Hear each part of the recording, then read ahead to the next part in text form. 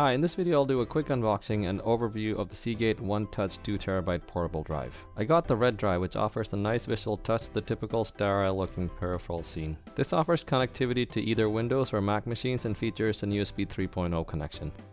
Inside the box, the drive comes within an injection molded plastic enclosure and a set of booklets which includes Mylio Photograph Organizer and Cloud Storage for up to a year, Rescue Data Recovery Services, Adobe Creative Cloud Photography Plan for up to 4 months, and a quick start guide which shows you how to use the backup features amongst other things. The drive itself is held inside a sleek enclosure with the brushed metal front and the Seagate logo in the upper right corner.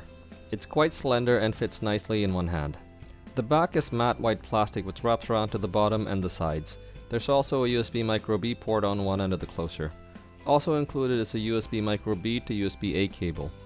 I haven't really used the bundled software services nor the software enabled backup feature at the moment. When I do, I'll update the description and cards for this video to include the details.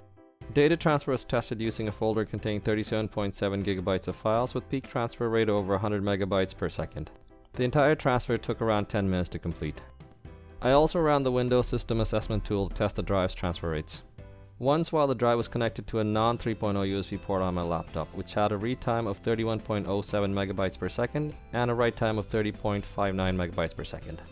And the other while it was connected to a 3.0 USB port, showing a read time of 107.92 MB per second and a write time of 139.25 MB per second. Well, that about does it for my quick overview. This is quite a handy little device if you find yourself running out of space, just need a little backup system, or want to transfer large amounts of data between computers. The 3.0 connection provides great speed, and the bundle services are great for trying out some of the software services.